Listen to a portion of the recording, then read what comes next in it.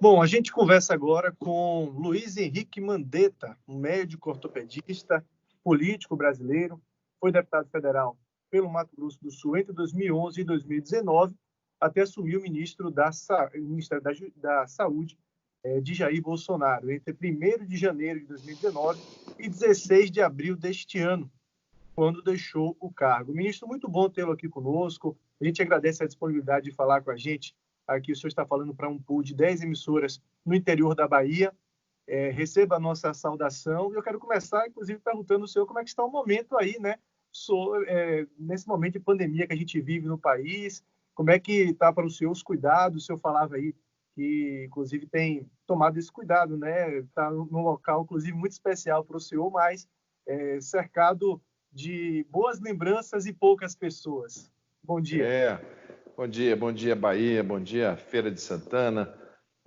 Eu estou aqui em Campo Grande, na minha cidade de Natal, para fazer essas reuniões agora por vídeo, que isso daqui foi uma das coisas boas, porque isso aproximou muito as pessoas, né? Essa videoconferência, essas videoentrevistas. E eu venho aqui para a biblioteca do Colégio Dom Bosco, onde eu estudei, onde eu fui menino aqui, porque não está tendo aula, como a maioria dos colégios brasileiros, o colégio está vazio e os padres gentilmente me liberaram o espaço. Então eu não faço lá de casa porque tem sogra, porque tem que tomar todo cuidado. Eu saio de lá, venho aqui, faço, daqui eu volto para lá, estou procurando ficar em casa a maior parte do tempo, lavando as mãos, usando máscara, guardando distanciamento social, que são as únicas medidas que a gente como cidadão pode ter nesse momento para evitar a proliferação dessa doença.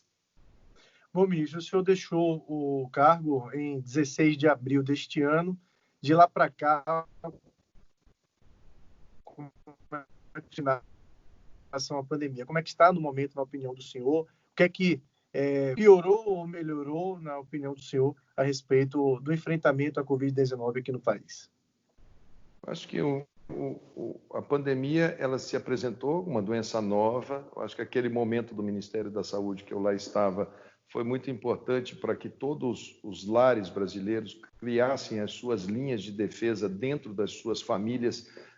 Eu procurei transmitir todas as informações que precisavam ser transmitidas para que as pessoas ajudassem e entendessem a gravidade daquela doença. Então, era um momento de muita participação do Ministério da Saúde, junto com os governos de estado, junto com os prefeitos municipais. Me lembro muito bem do primeiro caso ocorrido em Feira de Santana. O prefeito Colbert me ligou repetidas vezes em função daquela situação, daquela fase que era tentar bloquear o caso a partir do primeiro caso. Naquele momento, era um momento da gente preservar o sistema de saúde. A China fechada, nós não tínhamos equipamento de proteção individual, não tínhamos respiradores, nós tínhamos que aumentar o sistema, organizar o sistema para enfrentar. Depois veio a fase, eu deixo o Ministério da Saúde, o presidente tomou um caminho completamente diferente do próprio Ministério, do governo, e ficou insustentável.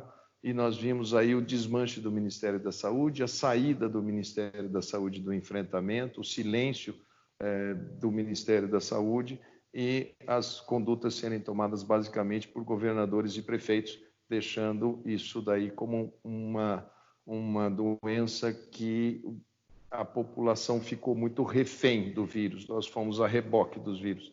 Então, uma doença que a gente poderia ter espremido, poderia ter encurtado o tamanho dessa epidemia, poderíamos estar numa situação de melhor controle.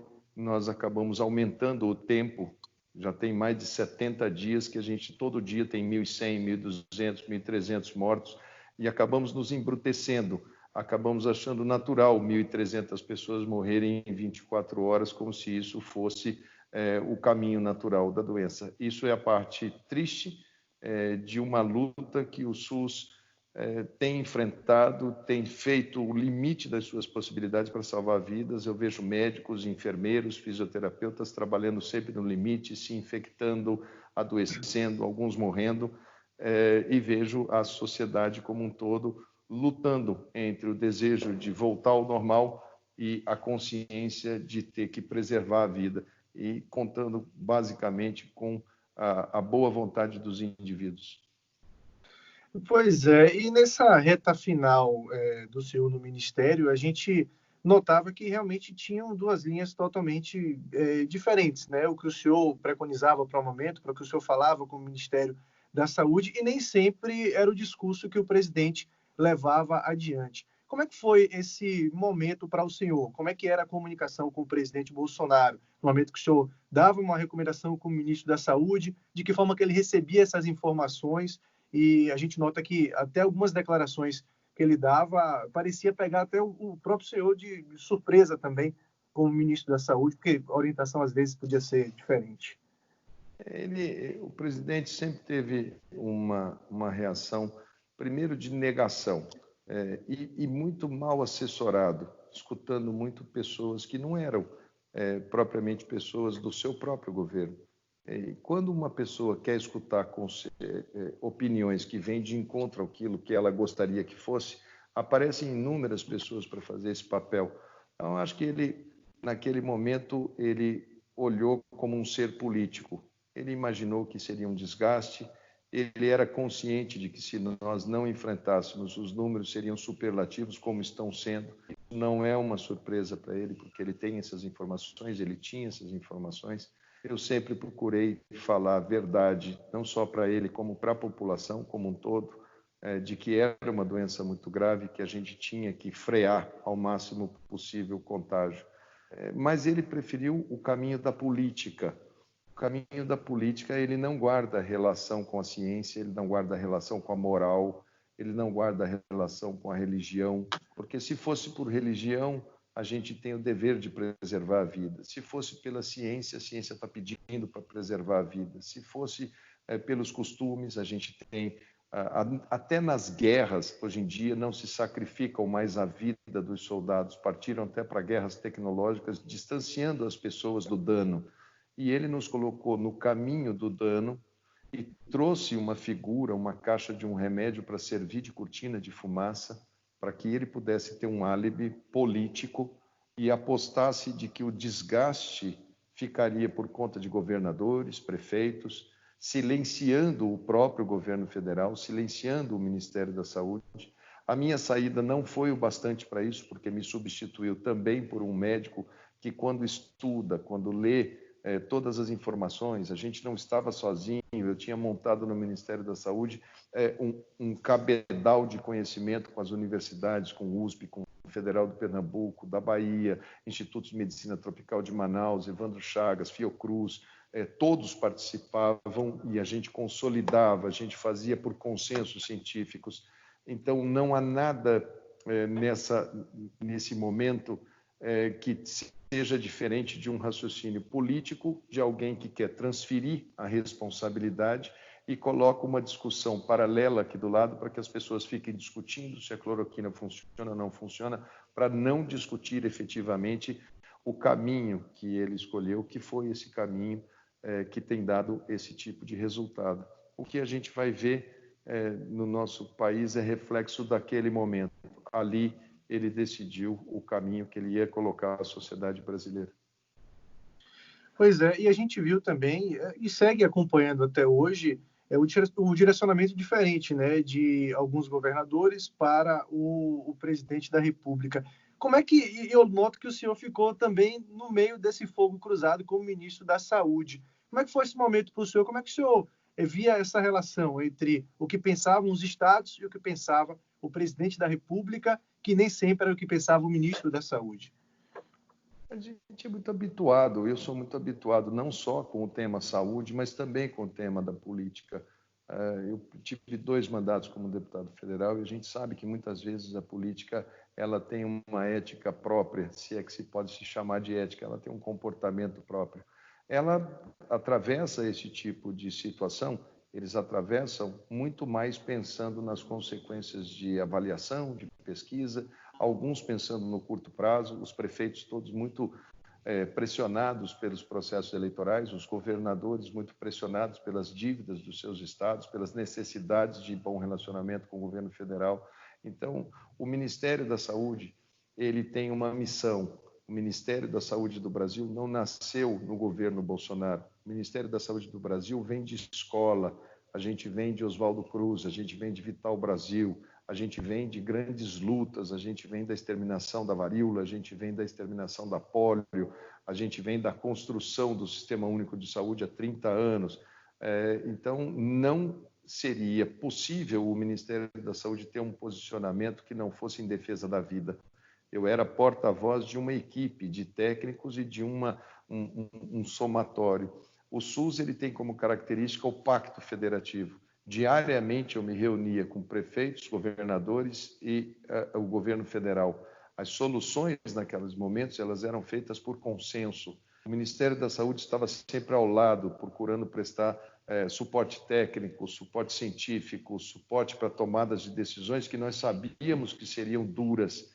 E o Congresso Nacional se preocupava da parte política, de aprovar suporte para as famílias, suporte financeiro, isso veio do Congresso Nacional, suporte às empresas, isso veio do Congresso Nacional, de 10 medidas que foram em relação a essa doença, 9 são de origem do Parlamento.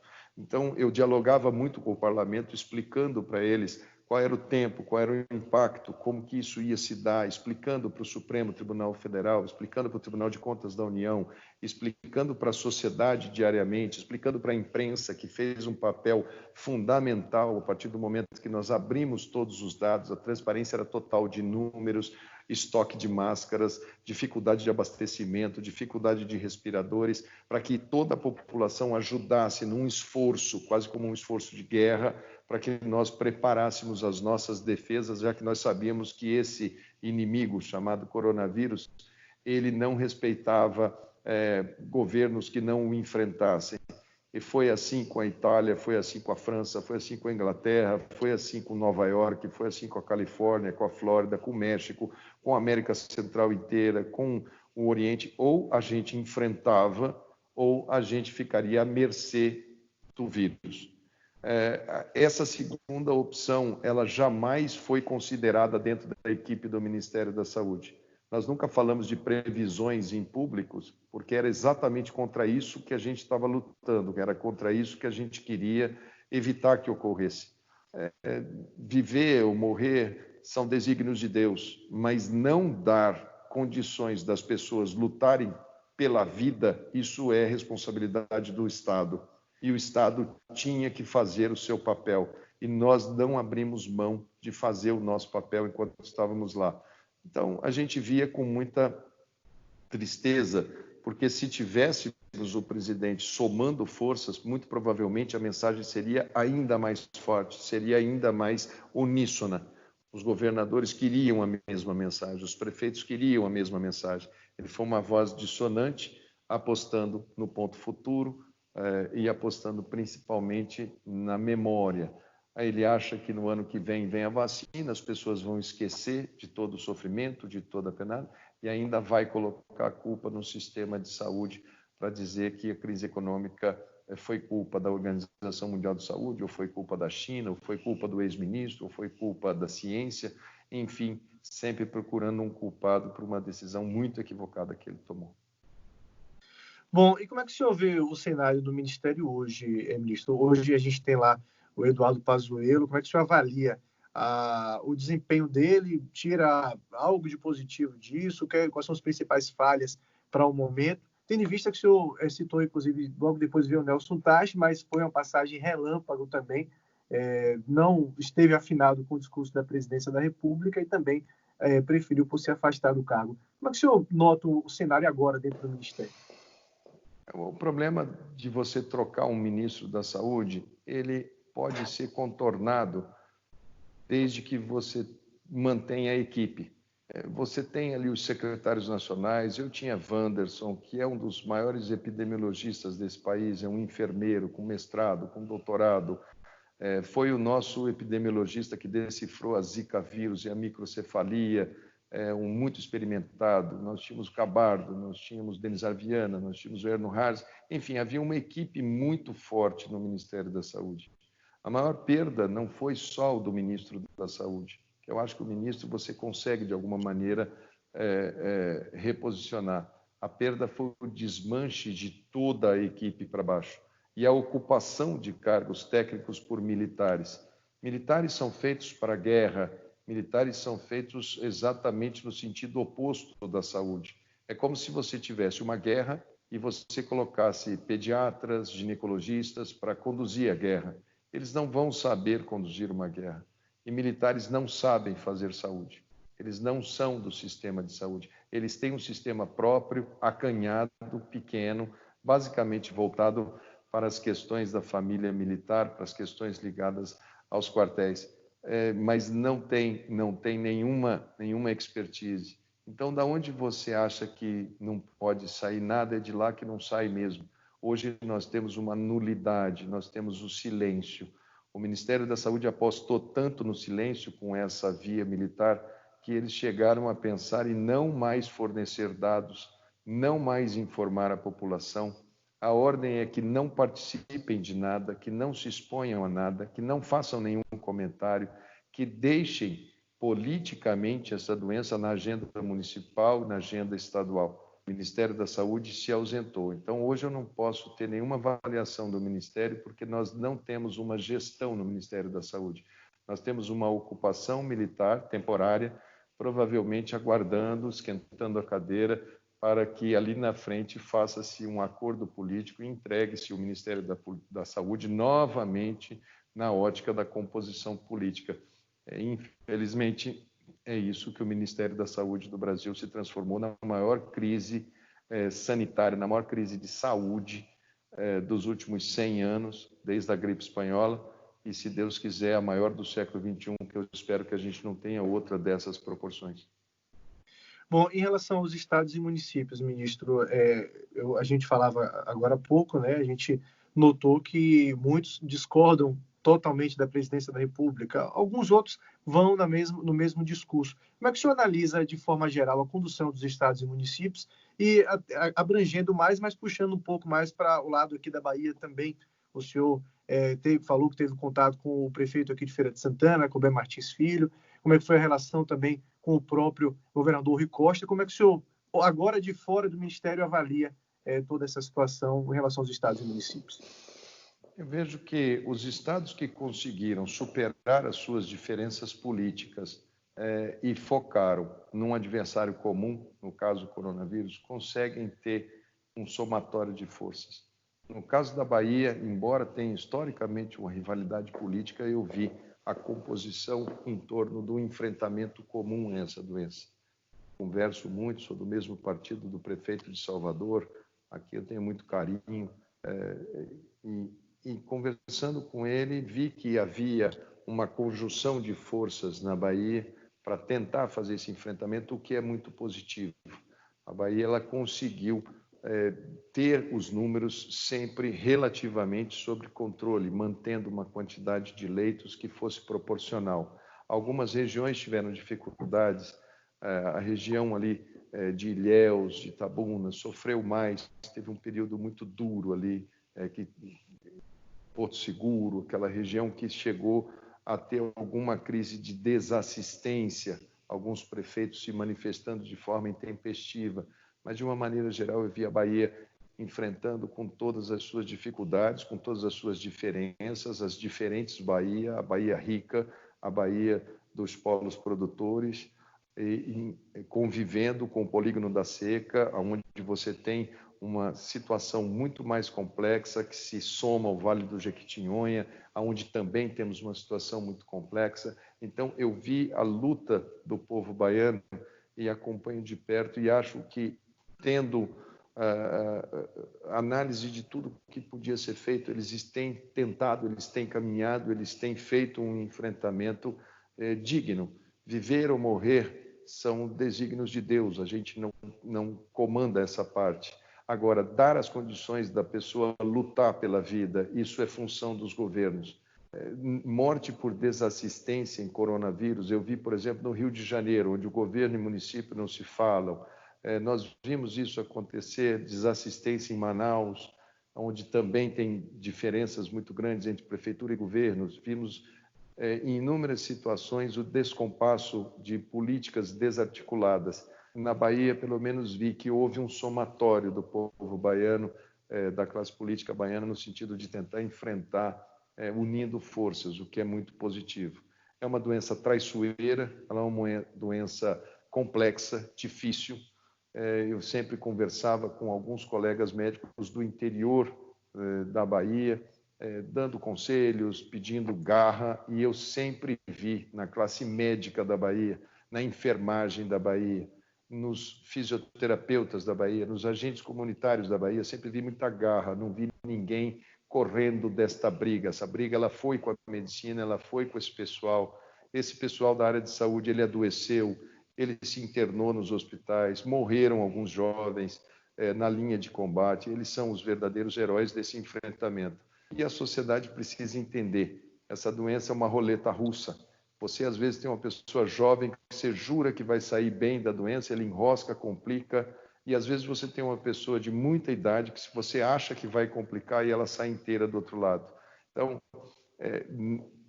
na Bahia, eu vejo que pelo menos a mensagem chegou muito clara. Eu sempre tive muita resposta do povo baiano enquanto eu estava no Ministério, e depois que deixei o Ministério também, o povo baiano continua dialogando comigo, pedindo informações, pedindo orientações, fazendo leitura de cenários. Eu dialogo muito com o povo da Bahia e acho que vocês fizeram, dentro dos limites das possibilidades, um bom trabalho.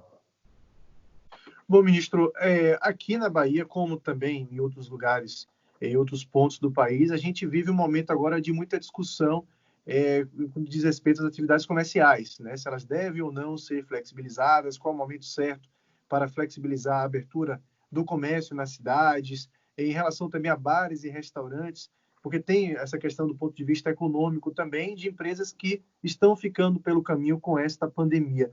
Qual a visão do senhor a respeito disso? Qual o momento ideal, na visão do senhor, para a flexibilização das atividades comerciais? Eu acho que você tem algumas ferramentas. Eu acho que o inquérito sorológico, o que é um inquérito sorológico para a população poder entender?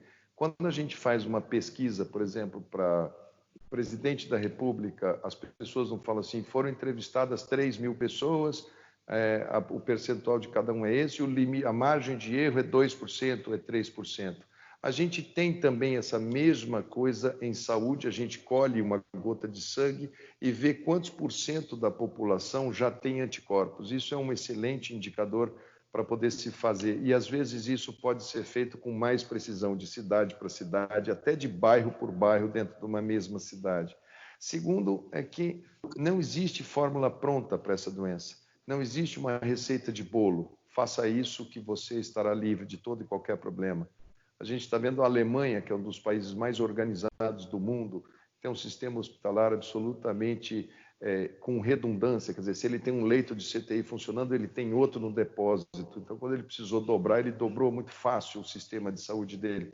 Vivendo agora uma volta para as quarentenas, uma volta para o isolamento, porque parece que o número de casos aumentando. Eu acho que o gestor vai ter que continuar medindo isso. Medindo todos os dias de manhã, porque ela claramente chega num ponto que ela para de aumentar, aí ela começa a manter uma regularidade de casos, depois ela começa a ter uma tendência de queda.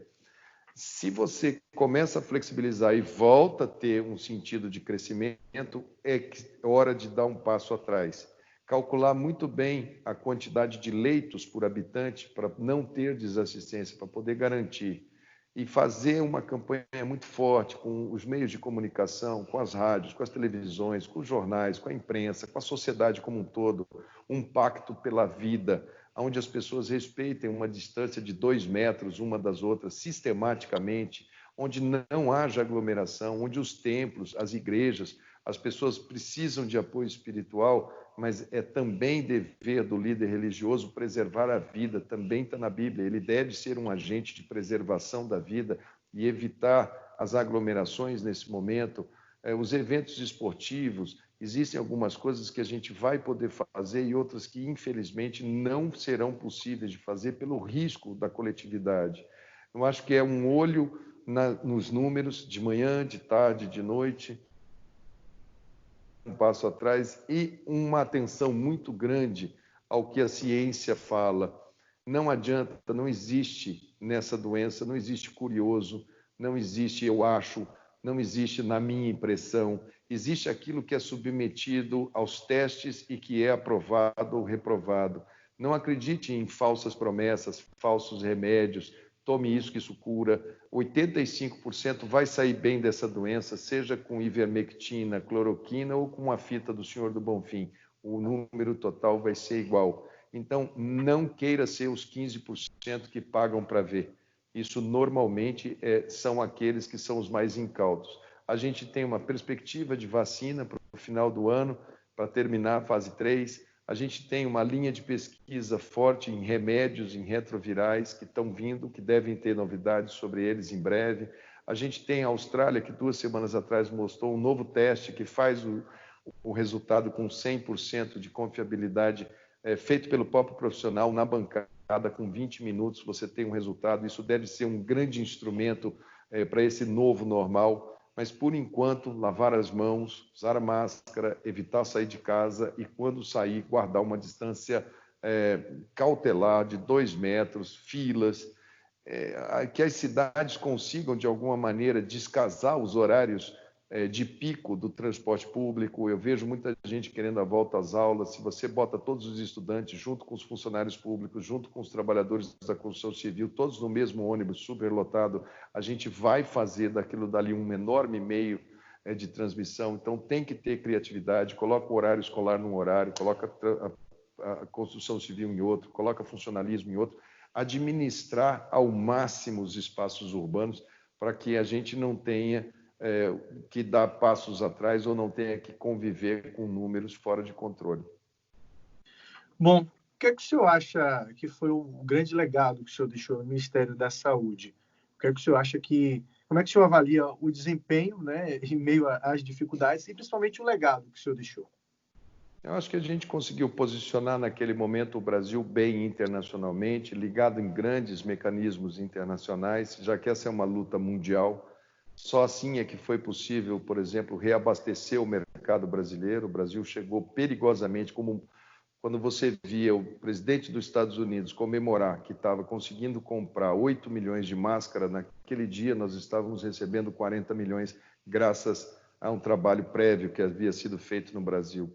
Quando a gente conseguiu reacender parte da indústria brasileira de respiradores para produzir os respiradores que a gente precisava, indústrias que estavam paralisadas, que estavam fora do mercado e que a gente conseguiu, trabalhando com várias indústrias brasileiras, desmontando esses respiradores e remontando e botando uma indústria de mecânica fina para poder produzi-los aqui e resgatamos uma certa autonomia, evitamos o desabastecimento de respiradores. Eu acho que aquilo foi muito positivo, o abastecimento, respiradores.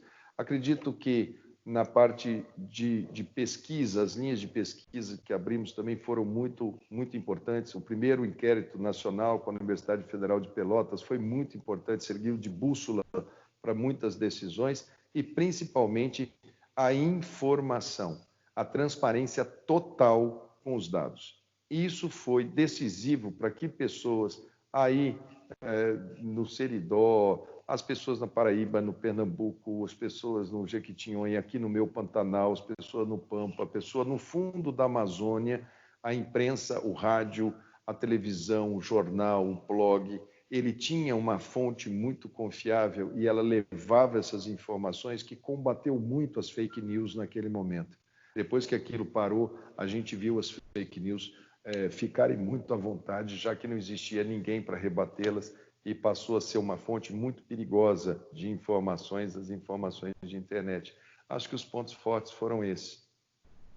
Bom, para a gente encerrar, até para ser regimental, né, eu sei que o senhor também tem outras entrevistas a conceder nesse momento. Diante de tudo que o senhor falou aí, o Ministério da Saúde, num momento como esse de pandemia, é um bom laboratório para quem pretende ser presidente da República? Eu estou perguntando isso porque o nome do senhor aparece aí, após o momento que o senhor deixou o governo, volta e meia, em até possíveis cenários para 2022, o nome do senhor aparece. Algo que o senhor analisa no momento, algo que o senhor pensa?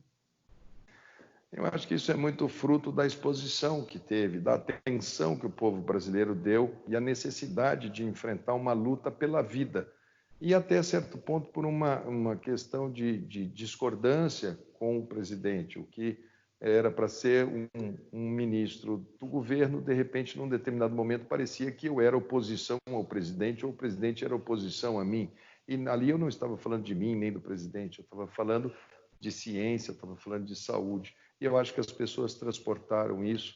Eu acho que é uma carência no Brasil de nomes, uma carência, uma crise política muito grande, então é natural que especulem. Mas 2022 continua lá em 2022, no ponto futuro. O momento agora é de a gente procurar, assim, conversar, como a gente está fazendo aqui, para ver se essa mensagem chega para o maior número possível de brasileiros. Por isso eu tenho feito muitas lives, conversado muito com as pessoas, pedido calma. A gente vai sair dessa junto. Não percam a sua fé. A fé foi sempre o que movimentou. A Bahia é a terra da fé do brasileiro. Então, é da ciência e da fé, é desses dois pilares que a gente vai sair disso. E 2022 a gente deixa lá em 2022. Vamos ver os brasileiros discutirem as eleições municipais desse ano. Vai ser um bom laboratório, vai ser um bom termômetro. Em 2021 eu acredito que a gente vai andar esse Brasil vendo ideias que se juntam para ver se a gente consegue sair dessa polarização de Bolsonaro de um lado, PT do outro. Eu acho que uma grande convergência nacional, seja lá quem for o nome que estiver à frente dela, espero que estejam nomes muito bons, muito mais capacitados que eu possa ajudar como cidadão, que eu possa ajudar por uma geração que lutou muito pelas diretas já, achando que votar para presidente resolvia todos os nossos problemas. Agora é que a gente está vendo que, de repente, é da votação e que criam muitos dos nossos problemas. Então, vamos ver se a gente consegue resgatar um pouco aquele espírito de nação que a gente teve.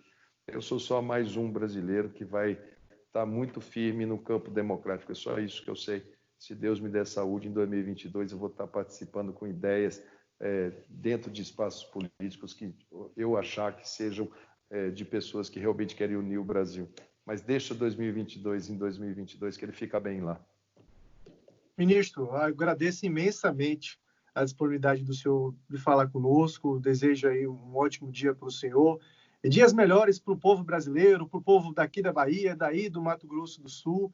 E esse país é realmente muito grande e a gente precisa ter cuidados específicos por região, como o senhor falou também. Eu acho que é o momento da gente realmente estar pensando em dias melhores. Grande abraço, a gente agradece muito a disponibilidade do senhor. Eu que agradeço, é sempre bom falar com a Bahia, sempre me enche o coração de esperança. Eu tive aí na Bahia, foi o primeiro estado que eu visitei como ministro, e o primeiro hospital que eu visitei na Bahia foi a obra de Irmã Dulce, em Salvador. E eu, na época, fiz um pedido, ela não era ainda consagrada santa. Eu falei, Irmã Dulce, ajuda a gente a construir o SUS. Se a senhora puder ajudar, eu vou na sua canonização. Eu esperava que ia levar muitos anos, ela foi canonizada logo em seguida, eu fui ao Vaticano, eu fui na canonização de Irmã Dulce, e eu sempre pedi muito para ela durante a epidemia, e eu tenho certeza que ela lá de cima está diminuindo muito o sofrimento do povo brasileiro, e ela vai ajudar o povo brasileiro. Então, fé, vamos rezar, vamos acreditar, o Brasil é maior, a Bahia é maior, e a gente vai sair muito mais unido dessa luta. Obrigado pelo convite de estar aqui com vocês.